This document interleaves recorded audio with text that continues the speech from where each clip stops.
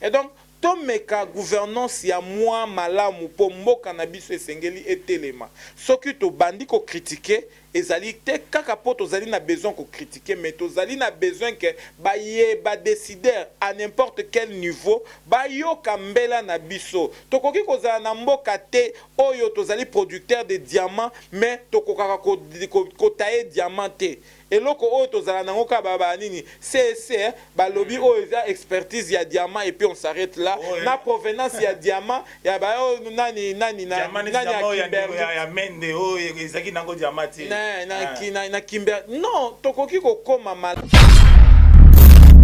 yo soyoka ba jeunesse ya PPRD bazo réclamer que biso tolingi toza na pouvoir mais maître ba sali PPRD sali 18 ans la plupart bazape na musala te. Mais c'est ça le problème. Babé en insuffisance de politique. Mutu soka za na vision te. Okoki ko pesa ye nani nzela oyo. Lobo leki nzele ko mabulu. Ma référence est Tivina Embela o, ma référence est Tivina Embela o. Yo. Ma référence est Tivina Embela o. Yo. Ma référence est Tivina Embela o. Yo. Ma référence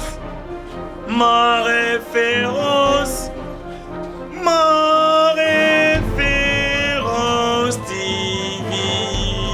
Référence oh, et ma référence oh, il est ma référence oh, TV, ma référence oh, TV, ma référence oh, TV.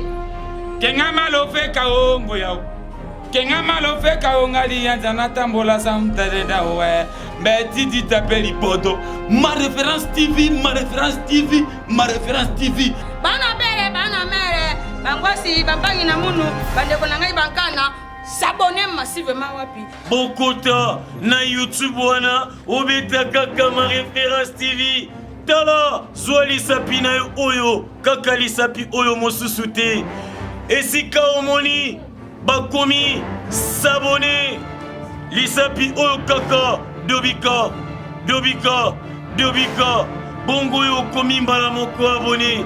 Esili bongo te, tala ngonga wana ya mokelekete.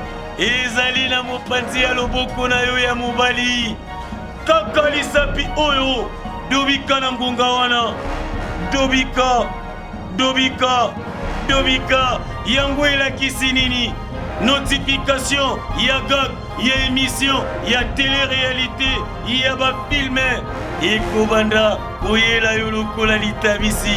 Ma référence TV, chaîne ya kitoko, ba théâtre ya kitoko, ba film ya kitoko, ba émission ya kitoko, ba télé-réalité ya kitoko.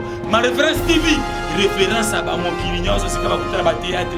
Ma référence TV, référence à ba gang. Ma référence TV, te okata bango lomponje. Ma référence TV, te esimi bango masasapa. Ma référence TV, ekangi masolo. Te ma référence TV, na éviter.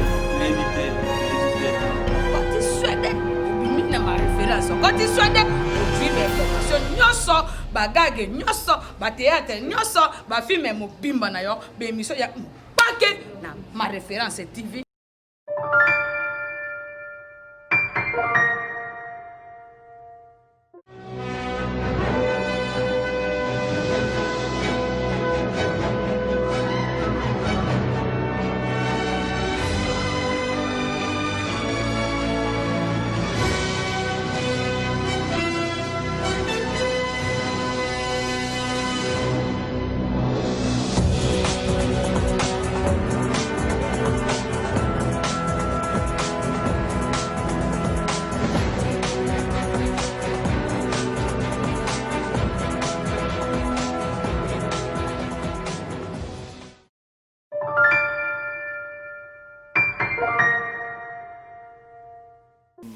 Mbote ya balandi ya ma référence TV na ebiki boza ebele liboso ya baitando na bino pona kolanda masolo toyaka nango en face na bino pona kosolola makambo etali bongo politique na kati ya République démocratique du Congo na ebiki eza première fois te dernière fois te eza makambo oyo bomesana nango kolanda na kati ya ma référence TV et ambolelo toyambi la toute première fois na kati ya chaîne na biso cadre moko ya biso moko ya ba congolais oyo alobelaka pe makambo etali bongo social na kati ya République démocratique du Congo.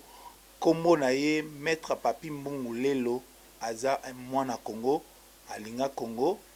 Vraiment commentaire eza belete tokotuna ye moko na monoko na ye toyambi ye vraiment na kati ya masolo na biso mbote mwana mboka. Mbote mingi balandi nyonso ya ma référence TV. Merci mingi na opportunité oyo bopesi biso na invitation tokanisi à travers émission oyo tokoka communiquer utile mpona baye nyonso bakolanda biso à travers ma référence TV. Boyoki moko déjà apamboli biso na kati ya masolo oyo nayebi ke lelo émission koleka très bien bino nyonso boza libanda na Belgique, France, Canada botia bacommentaire ebele ntango boolanda bobenga biso tokozala wana mpona bino. Toke déjà na première question na biso par rapport ya situation koleka na kati ya République démocratique du Congo pour lobby to célébraki monde entier journée internationale de la jeunesse. Mais biso na kati ya émission lelo tokolobela mingi o etali jeunesse oyo ya kati ya mboka na biso tala bongo ça fait 60 ans jeunesse et kozala kaka na chômage ba jeune bazana ba droit na bango vraiment te mboka bato batonga ngo mingi eza ba jeune bampaka bapesaka nde mayele po jeune asala musala mais kotala lolenge nini na mboka na biso ba jeune bazaka komata kokita donc ba déception na ba déception yango to bengi moko ya ba jeune congolais pour ameka ko limolela biso pourquoi jeunesse et à quoi avancer. Maître Lobby Ezalaki le 12 mars et le 12 août plutôt. Comment vous pensez qui par rapport à la journée Ezalaki Lobby? Merci mingi. Nangaki naloba que célébrer jour pour la jeunesse to pour la likambo ezali eloko malamu. Kasi substance ya jour wana eloko nini oyo tokoki kotirer na jour wana nde eleki malamu koloba bongo ezali mpona nini parce que la jeunesse ezali ntango oyo bato baza na makasi ya kosala musala. La jeunesse ezali na ntango oyo moto akoki kotanga korefléchir mpe koproduire mpona avenir. Kasi ezali likambo ya koloba mingi te mais ya koyoka ko remarquer que pasi ezali parce que na kati ya jeunesse surtout jeunesse congolaise makambo ezali kosalema ya malamu te na deux niveaux. Niveau ya ba responsabilité oyo ezali partagé ya ba kolo na ba jeune ndenge tolobaka mingi na lingala na niveau ya ba mbuta pe na niveau ya ba jeune. Responsabilité ya bambuta ezali nini? Responsabilité ya bambuta ezali que tozali kopesa bana éducation ya malamu te po ba koka ko remplacer biso utilement. Lokola na 60 ba ebasengaka indépendance ya Congo bango nyonso bazalaka ba jeune. Mais esprit wana ya liberté, esprit wana ya entreprendre, l'esprit wana ya kosangana poto to lobela makambo ya Congo ezali mingi lisusu na jeunesse te. Responsabilité ya ba kolo ezali lisusu nini? Ezali que bazoko tikela ba jeune place te ba ko émerger. Na niveau politique, soki ozali jeune malgré intelligence savoir-faire na yo okoki ko accéder na ba poste ya responsabilité te soki okoti na kati ya kati tete na bampakate te na kati ya makambu na bango te de makambo ba papa na niveau wana ka ya ba kolo bazali kozwa te ke omoni ndenge ezali préparer jeunesse ezali pona ko assurer avenir ya lobby. Mais na mboka na biso préparer jeunesse te mettre. Oyebi histoire na mboka na biso batanga kayango histoire ya mokili balobaka pona koyeba le passé ko bongisa avenir pe ko kosala ke le président ezala ya kitoko yango nde bato batanga histoire mais mpona kobongisa avenir ezali d'abord na niveau ya éducation ya bajeune donc responsabilité ya bakolo ezali kocontinue même na éducation ya bajeune soki tomoni génération oyo ya bajeune ekomi génération ya bakuluna ya bato oyo bazali kozanga bolingo ezali responsabilité ya bakolo mais kasi responsabilité ya bakolo wana ekosuka wana te ezali pe na niveau ya bajeune po un jeune azali oyo azali na motema ya kocréer motema ya kosala eloko ya malamu mpo na kofaire avancer mboka président moko nalingaka ye mingi alobaki ya États-Unis alobaki kokanisa te oyo mboka na yo okoki kosala mpo na yo mais mikanisa mingi oyo yo okoki kosala mpo na mboka. Alors responsabilité ya biso ba jeune ezali ya mingi par rapport ya ko développer mboka soki toye na ba idée ya sika soki tomipesi ba principe oyo ezali ya malamu mpona kotonga mboka tokotombola mboka.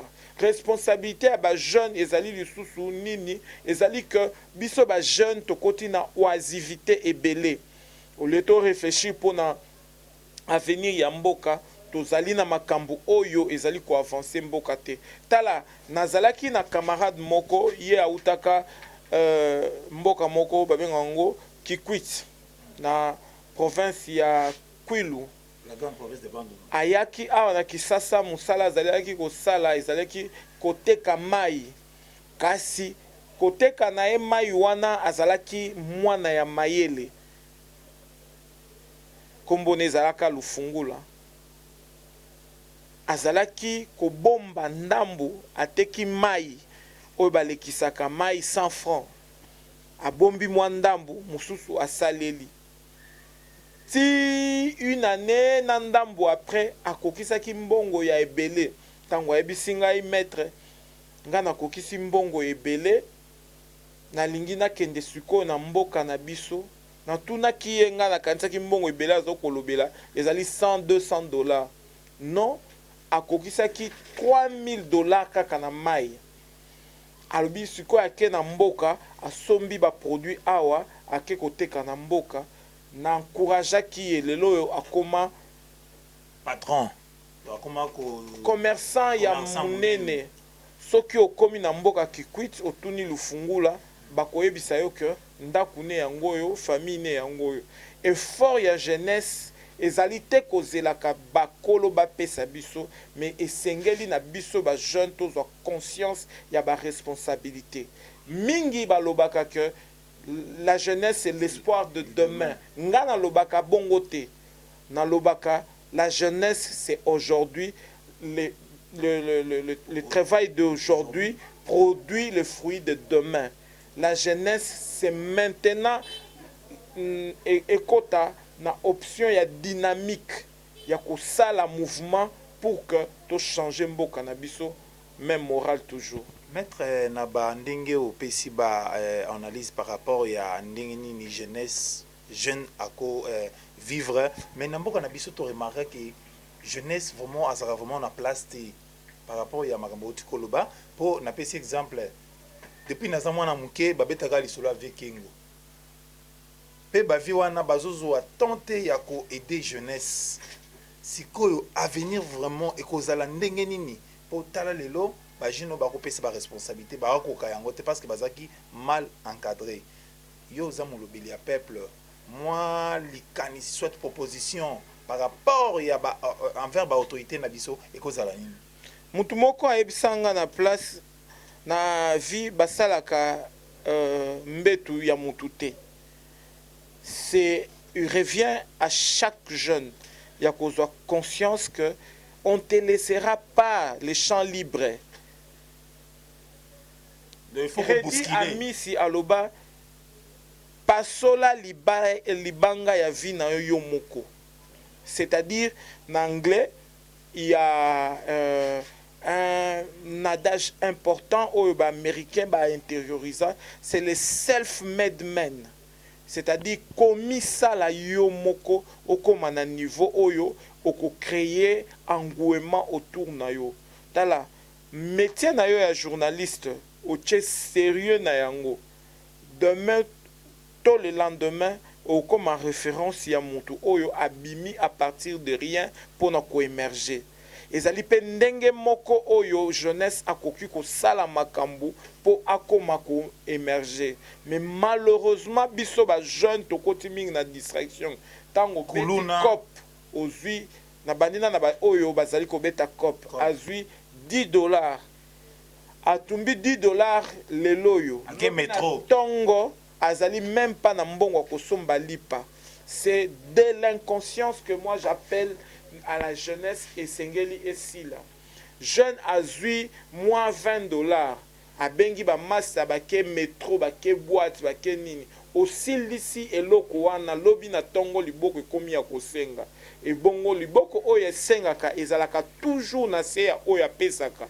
Soki biso ba jeune tozwi conscience que tokoki kosenga bakolo te biso nde esengeli tomata mpona koremplacer valablement bakolo ekozala eloko ya malamu na baentreprise na baentreprise batikela ba jeune place te maître oyebi bakotikela mutu te ezali nde que yo jeune distingue toi par rapport à ce que tu fais.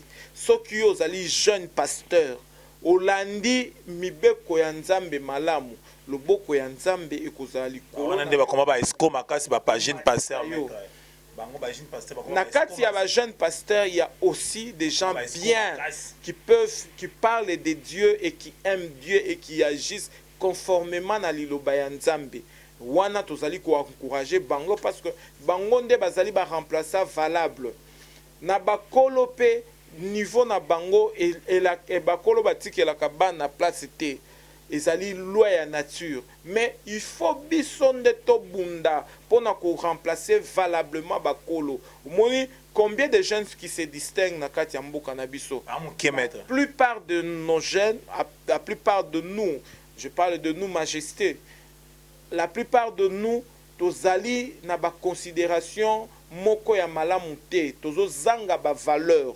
Ceux qui jeune azali na parti politique azalaka kaka jalelo. Quand il s'agit de marcher, on l'utilise. Quand il s'agit de discuter sur les choses, politique, on les met à côté.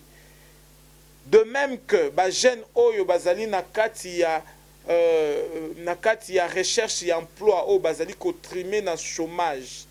Entrepreneuriat ya ba jeune ezali ko encourager et la kisi que jeune il faut entreprendre quelque chose pour un avenir na yo mutu akoya kozwa yo lokola mutu o il faut au sala na fonction publique ngakunda nga batu basala na fonction publique te parce que za la stéréotypé et la kisi que fonction publique au salivi na yo pour ozo vivre pour na salaire après tu ne crées pas beaucoup de la richesse.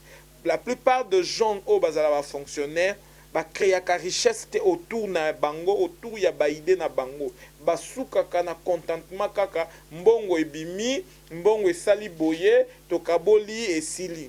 Or ceux qui okoki kozala fonctionnaire ozali pe ko entreprendre quelque part et kozala eloko ya esengo pour place richesse et ko uta ezalaka te ko travailler pour na l'état ezalaka nde ko travailler pour na ko créer richesse. Et donc le jeune bazali appelé ya ko travailler pour la création ya richesse individuelle et puis richesse individuelle et ko conduire na richesse collective oyo collectivité a ko profiter na yango ngai na ko encourager ba jeune ko kende kaka ko créer nanité bar te parce que au monaki ndeko na yo a créer ki bar a komi ko vivre na yango te yo luka ko créer un peu plus que bistrot bar to côté kamasanga yo ebongi o créer eloko ya sika nzamba pesa biso mayele asala distinction te entre noir na mundele mais le fait que biso ba noir to lingaka ko copier makambu ya mindele to court-circuiter makambu na biso jeune lobi to célébrer ki jour na bino toselebaki jour na biso na lancé appel à une prise de conscience. C'est ici que ça se passe, pas ailleurs. C'est ici. Nous devons nous mettre tomicha na kati ya misala po biso to tombola ekolo. Nakanisi ba exemple ko kozala bolimbisa ngai po na tanga mingi ba américain na kotanga par exemple Ndeko Lumumba à l'âge de moins de 33 ans, parce que même Jésus, à vivant de moins de 33 ans, assis à conclure le ministère. Mais pour le moment, ce n'est pas le cas. Bah, jeune bazar, autre jeune à 40 ans, 50 ans, à Zofan et Panabango, c'est par rapport à d'urgence. Des bamibiso na ba makamunyo so na meta. Na lobakelo komoko échec ya mutu ezalaka parent pauvre. Mais la réussite a plusieurs papas. Ce qui mutu azui na vie, mutu nyoso akowelela kokana ye kolobake, c'est grâce à moi qu'il est arrivé là où il est. Mais malheureusement, mutu soki a échoué, mutu a endosaka paternité échec à mutu azate. Mingi ngana ko encourager ba jeune pour na ko réussir. Ce n'est pas parce que tu passes par des moments difficiles et là ici que on doit s'arrêter là. Ba jeune o bazali kotika là na ba âge ya ebele sans koluka ko s'épanouir ezali likambu ya pasi. Yango ngai maître Papi Mbungu même moral na boya kozala héritier ya ba bien ya ba papa na biso. Pourquoi? Parce que na mona que la plupart des héritiers ba distrait nakoki kotangela yo ba famille ebele oyo toyokaka awa bakota deux familles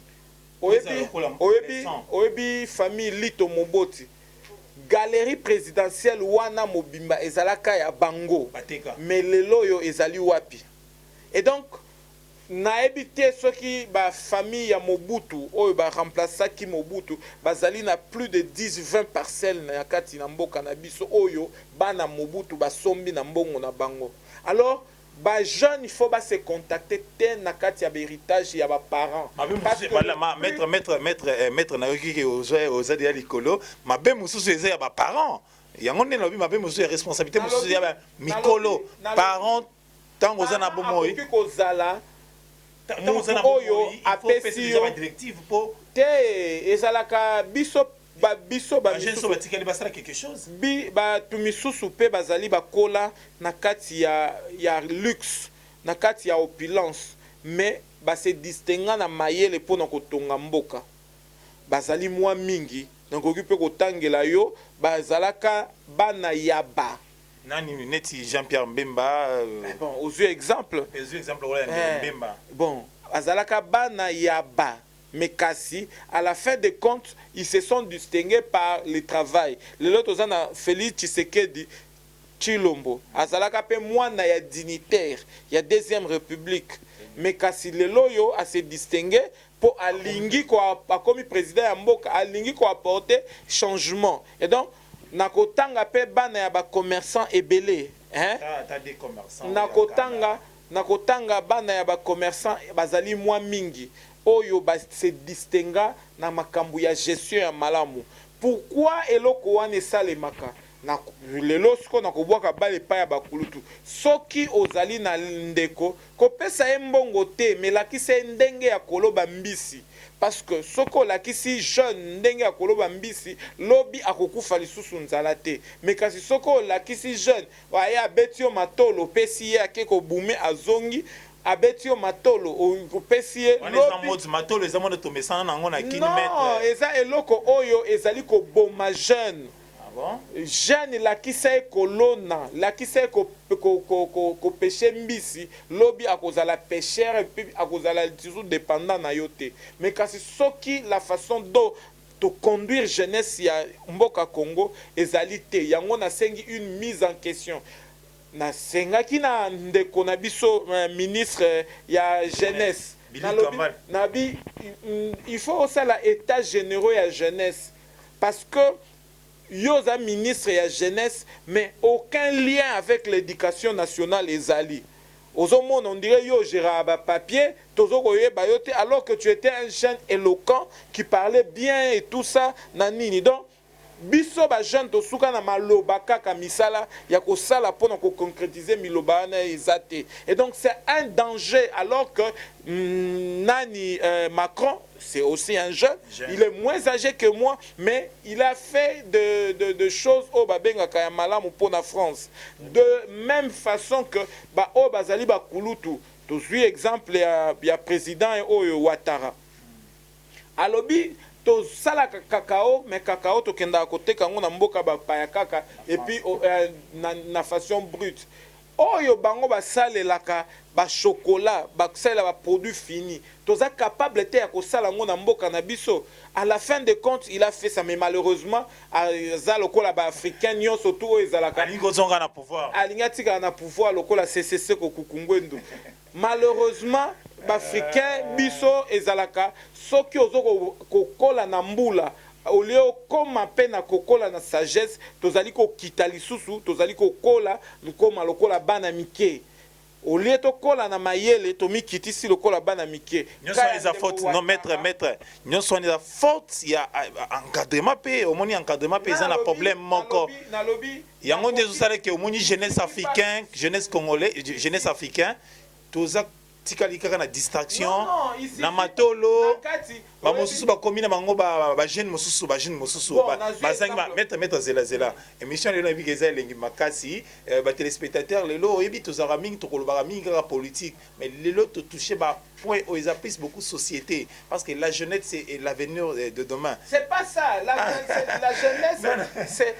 jeunesse c'est maintenant le travail de maintenant pour changer. Mais na Congo on va mettre ba jeune yo zara Kinshasa c'est le futur. Aujourd'hui on est jeune aujourd'hui. Mettre na Congo to ebi ke jeune la mugi na tongo a osenga lipa nesi na Kinshasa ba jeune zara beauté ati moi azuma $10 nde utukoloba akei boîte amélie alangwe nyonso wana tozobakela berkaka na ba dirigeant. Désolé, ce n'est pas ba dirigeant pe baza ba responsable. Siko yoka, siko so to lobby ba dirigeant baza responsable. Jeunesse wana siko baza na côté. Na lobby que la responsabilité est partagée, mais grande part de la responsabilité revient à la jeunesse. Ngai na tangana bandeko très intelligent. Mais pour un $10 à 4 classes à 6 université. Donc pour un $10 na tanga pena ndeko assise à université na bilanga ya homme 6 na entre homme 6 na homme 8 asilisa bilanga wana et donc na bilanga wana zai ko sale permettre ya futa classe ti assise sa classe. Donc tu vois détermination otokoki kozala na yango nde ezali le plus important pour nous changer. Et donc ngai na koloba na responsabilité ya ba kolo na tchemu panzi jeune. Prends ton avenir en main pour changer demain. Okoti ke la bana non nini. Po biso bandeko oza héritier ya papa na bino. Yo siko okoti ke la bana na yo nini. Okoti ke la bango yo localité. Lo papa tika okoti ke pe bana na eti. Non, okoti ke bande parce que yela abotama na bandeko. Bio papa tiki bakabola na bandeko na mwasi ya papa na famille. Siko yo okoti ke la bana na yo nini. Et donc moi, c'est un appel à une prise de conscience. Conscience nde etonga kamboka. Ce qui to beleli bisote ba jeune, to zali ko continuer ka na kibulu yeke. Ngana lobite ke naza le plus jeune, le plus résistant ou tout ça. Na linginde ke ba oyo bazali ko zwa, ba bazali ko émerger, to zala moi mingi. Pondenge na lobaka même moral toujours. Soki molili ezali ko umela ezali popole ezali ko yate soki ba jeune o bazui conscience que il faut travailler pour améliorer Congo na biso ba komi mwa mingi et ko senga ke Congo etelema et kende liboso makambo nyonso ezala bien makambo emeka ko changer na ndenge o ezali na zongi na question zelana no mettre na biki ozo manga likolo question lelo eza mission na biso lelo eza très capital pour tolera ko politique mettre bino batu bozwa opportunité bandeko bazwa opportunité bakenda poto bakenda mikili basala bamisala songolo pakala bango nde ba affaiblir pe jeunesse surtout jeunesse la jeunesse quinoise ozo mona ke otinda mbongo po mutu musuna Kinshasa to ebike ba jeune beli na Kinshasa wa avivaka na mbongo poto yaya tinda yaya boy moya lukata musala ezate moya tata teka na point ezate maintenant message ni ozo lancer par rapport ya bandeko oyo bazana poto ba affaiblir pe bandeko na bango basala susu eloko te pa bakawana eza bebele na Kinshasa non omoni bandeko bandeko apoto bakoma lokwa ba assistance sociale soko ovandi na Kinshasa otelemi yaya eleki na ngai etindelanga mwa quelque chose or que ozoyeba te ke ye mpe na niveau oyo aza kuna aza na badifficulté ya makasi et donc bandeko wana oyo ya poto bakoma kosala assistance au lieu que ezala biso mpe tobimisaka mwa 100 francs nani ya banque mondiale naota otanga revue babi pendant période ya covid awa bazalaka na poto batindi na Afrique plus de 44 milliards de dollars. Oyo est transité de l'Europe. Mais en attendant, on peut passer en confinement. En attendant, on va passer en confinement, bazoko sala bienté et tout ça. Nous voulons étendre la main. Attends, je vais te dire encore un autre secret. Au monde, il y a aide publique au développement. Afrique a bénéficié depuis les années 60, plus de 450 milliards de dollars américains. Mais en attendant, on est demeuré pauvre. Il y a une prise de conscience et qu'on change ma cambouana. Mais attends, en contrepartie, le plan Maréchal au Bachaka en Europe après la deuxième guerre mondiale, ils ont acquis à peu près 15 milliards de dollars pour nous reconstruire l'Europe. Mais t'as là le résultat autozanango. Biso totikali pauvre, bango ba avancé. Congo na biso na Taïwan. Tozalaka mieux que Taïwan en 1965. En 1950, les gars, même Chine. En 1955, tozali coexistait le col État parce que tozaki na colonisation. Minga na lobby parmi les années indépendantes. Tozalaki awa, tobeti li solo wana. Mais qu'est-ce qui nous manque? Yango na ebisa kindeko fachi. Nefisque tozana coltan, izini ya coltan na RDC ezalaka te. Tozana diamant. Izini o etayaka diamant ezalaka te. Ndeko facha sa biloko wana. Asa sa ba izini wana ebanda ko sokola ba diamant. Mais l'impulsion ezali comment industrialiser pour papa na est oh mona place ba guerre bazo bunda batu. Nga naza ko lobela pe naza ko lobela ngo lisusu. Likambu ya est ezali en grande partie lié na pauvreté ya batu yango ndo zoko mona ba guerre à répétition zoko sila te po ba bandi wana armée ba recrutaka auprès de la population jeune et pauvre. Mais soki lelo yo to résoudre en kamba industrialisation na kati ya mboka na biso ya coltan ya ba minerai pas na ya bilanga parce que bilanga na est na biso on produit pas mal hein, mais quand on produit débouché à côté que lango ezate na ebisio na mboka lokola Goma pomme de terre est bon mais en attendant toza mboka moko pourquoi les voies de communication et poser problème et donc awa siko na zongeli responsabilité ya ba gouvernant tozala na ba politique kaka te ya koloba te tolongoli oyo tolongoli Josa Malonda tolongoli juge Kilombo mais tozala également na ba politique oyo ezali ko tonga poto tonga ezali ko sangisa poto tonga mboka parce que les gens passeront mais la République demeurera. Mais quand tu fais de la République oyo et tonda bomengo et tonda nyonso. Très chers internautes, je sais que vous êtes partout dans le monde, vous nous suivez. Yeba benga maître Papi Mbongole le même moral bozo randenge a koloba mais malobeza ya biano et malobeza ya ba question ya biso. Maître Papi na pesio meka o mela moi soufa moké et olobaka toujours likambu ya basala usine ya coltan, basala usine ya diamant, tokosala lango campagne na ba émission na biso po moi na mboka président de la République Alanda basala usine ya coltan po coltan tilelo ezakaka artisanal. Maître Papi ndenge olobi ya suka pe usine ya or na moni na or na biso ezaka artisanal tilelo papa na moni na mboka lokola Rwanda ba monter usine ya ko sala ya ko sala ba smartphone ya te ya 57 millions ya 57 millions de dollars ndenge mbongo ebimeli esali ba crise omoni dollar na biso ezali ko kitamba mbango ezali ba crise lié na kati ya makambu ya mbongo ya mboka. Et donc tomeka gouvernance ya mwa malamu po mboka na biso esengeli etelema soki to bandi ko critiquer ezali te kaka po tozali na besoin ko critiquer mais tozali na besoin que ba décider à n'importe quel niveau ba yoka mbela na biso tokoki kozala na mboka te oyo tozali producteur de diamants mais tokokaka ko tailler diamant te eloko oyo tozala nango ka baba nini CSC balobi oyo eza expertise ya diamant et puis on s'arrête là na provenance ya diamant ya ba nani ya mende oyo ezaki nango diamant na Kimber non tokoki kokoma malamu même débouché na biso na mboka na biso na Tchela par exemple to na Sekebanza place nani ya eloko nini ya Snelo kombone barrage ya Inga ezalaka na biso na kati ya Inga mwa mboka muke boye ezali na ba travailleurs ya SNEL ebele eza moins riche mais soko poussani kaka à 5 km la pauvreté se vit au jour de jour. Ce n'est pas normal, il faut que les choses changent. Na kolobela makambu par exemple na Mwanda toza na compagnie esalaka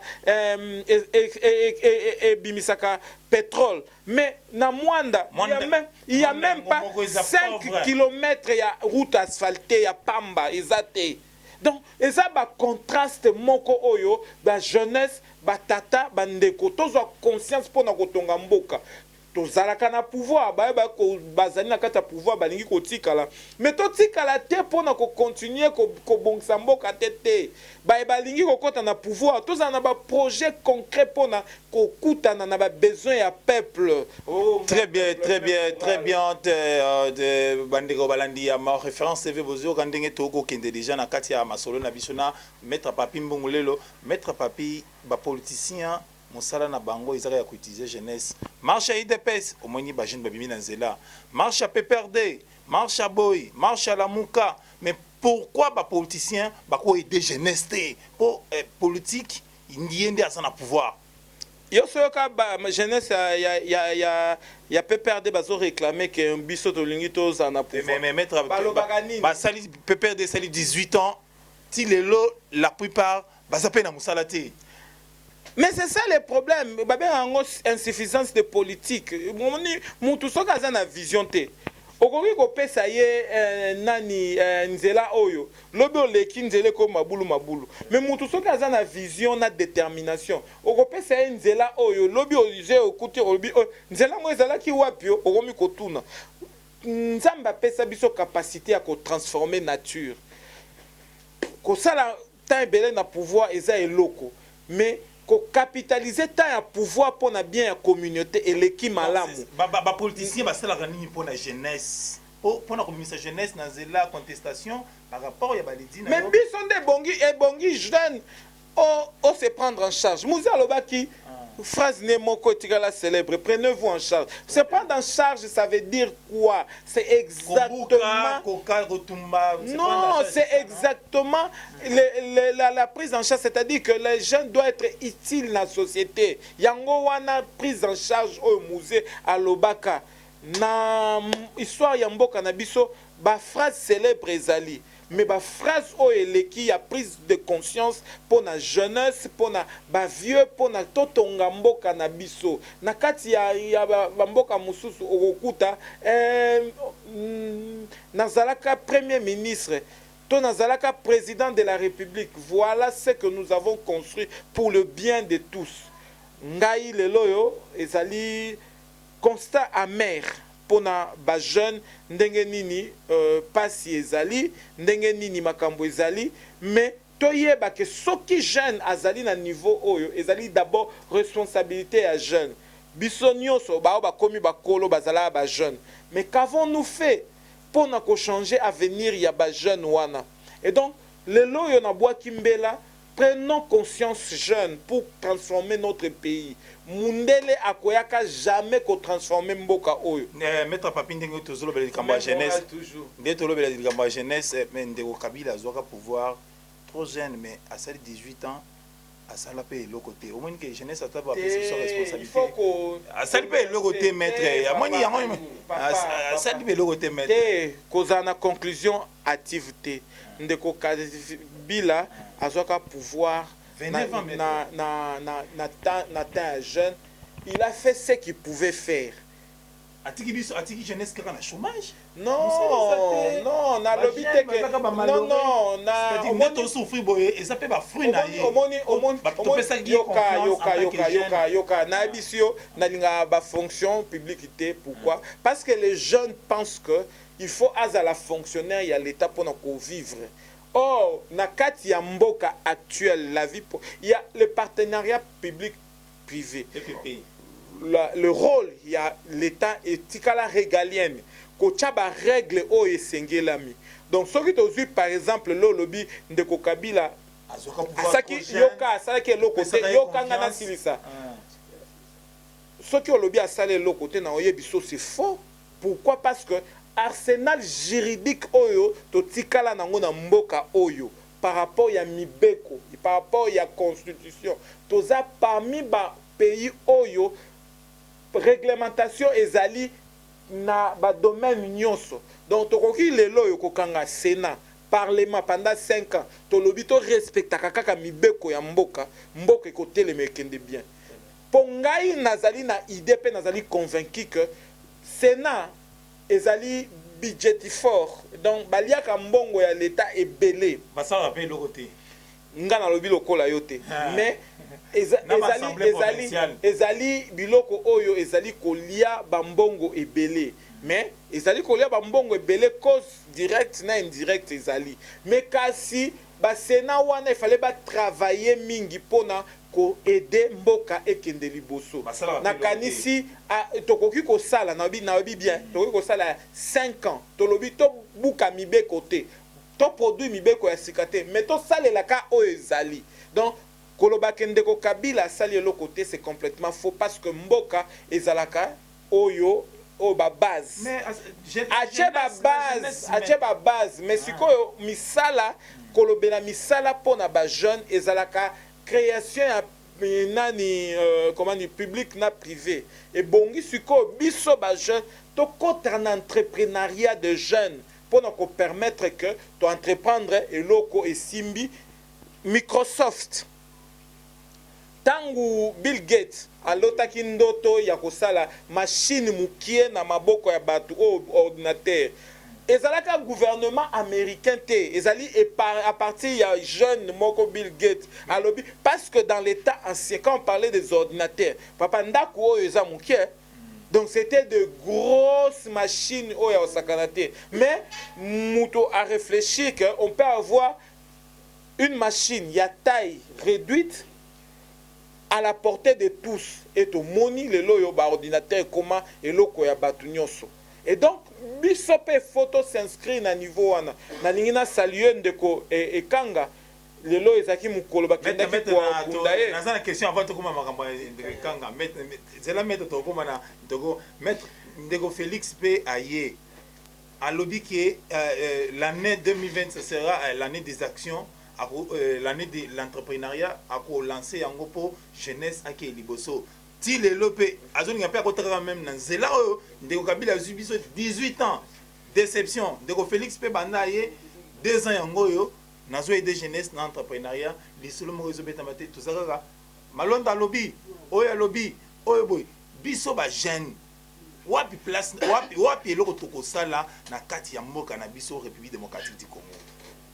D'abord, les jeunes n'ont pas encore pris la conscience. Pour nous, il faut avoir la conscience que Moussalande est Pesarankita. Mais les gouvernants, il faut pas payer sa bison de côté. C'est que dit, aïe. Nalobi, yo comprendre ngai nano. Nalobi, arsenal juridique. Oh, tozana yango lelo. Tokoki ko fanda pendant 10 ans. Assemblée nationale, Sénat, ezoko salate, tomi kotisi na production. Kaka ba nini ndenge za wana ndeko Tshisekedi azoko meka de gauche à droite pona koluka, mais il peut pas faire tout à lui-même. Ye moko akoka kosala nyonso tout te ebongi na biso ya pesi la bi ane dans l'entrepreneuriat. Est-ce que yo o entreprendre nini po okuta na kati ya vision ya Tshisekedi? Quand tu n'apprends biso to na studio te bino boza na studio bo entreprendre studio na bino pona koloba ke musala na bino ya ki journaliste bo pesa ngo valeur. C'est comme ça. Au sali moi entreprise na yo, mais ne te limite pas ça. Rêve grand, rêve gros pour que les choses changent. Soko lobby au réveil au suki no kaka hôtel quoi abiso sali moi studio na biso ya 2 mètres carrés bo ekoki. Non mais tu es en train de tuer le pays parce que tu peux avoir une vision au-delà de ce que tu as. Le problème ce n'est pas de posséder. Le problème c'est d'avoir une détermination, de rêver de quelque chose et d'avoir une détermination pour atteindre l'objectif. Le Kolanga est déterminé à sa peuple congolais.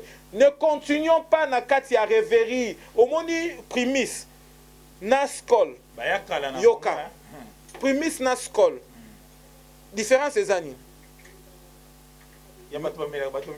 Consistance na ngo basala yango na houblon, maïs, malt, na sucre, na maï, bazui basangisi.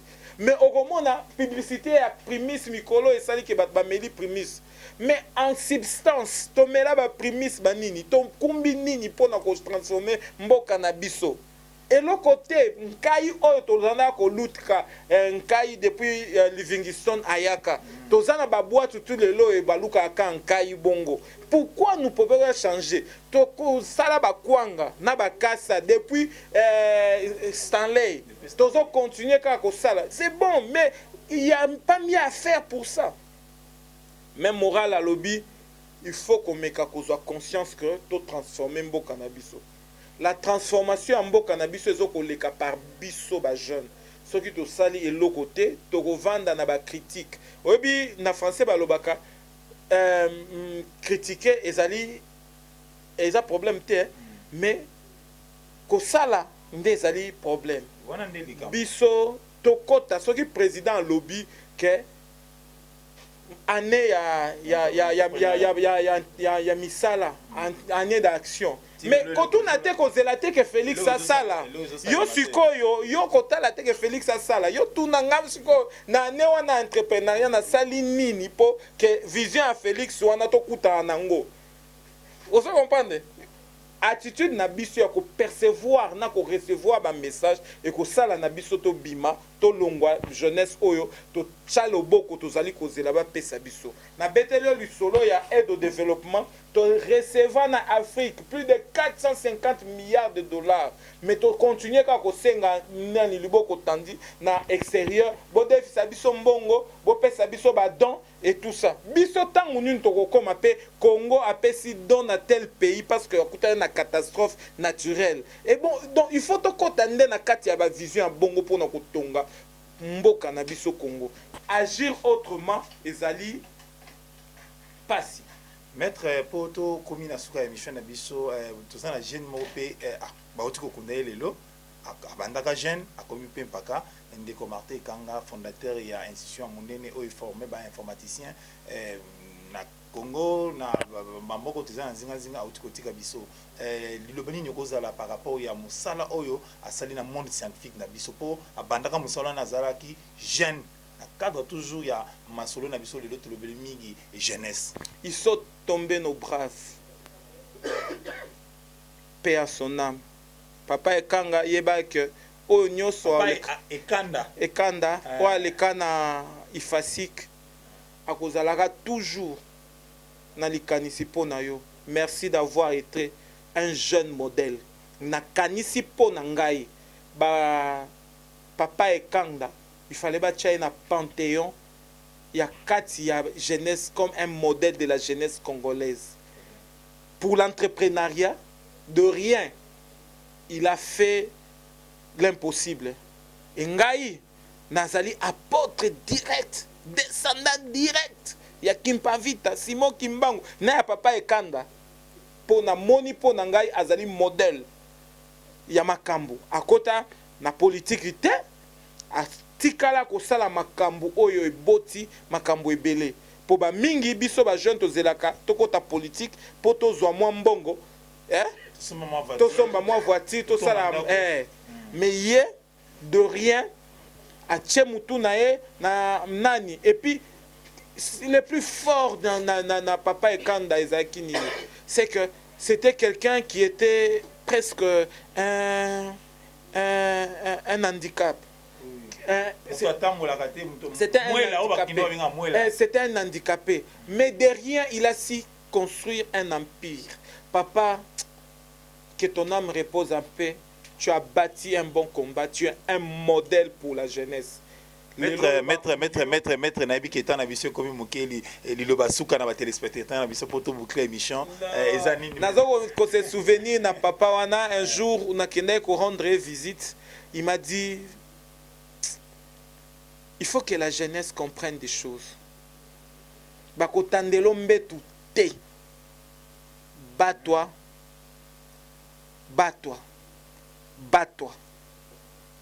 ayebisanga te ke papi il faut kosala boye kisi nga na simbaka nini te ayebisaki ngai bunda mpona ke oyo ozokanisa lokola rêve mpona mboka oyo ya Congo ekoma réalité ayebisaki nga 3 fois bunda aza modèle mpona peuple jeunesse congolaise nakanisi baebele oyo azali kutu na difficulté mpo ye difficulté ne ezaki d'ordre physique bamisusu baza na physique ya kitoko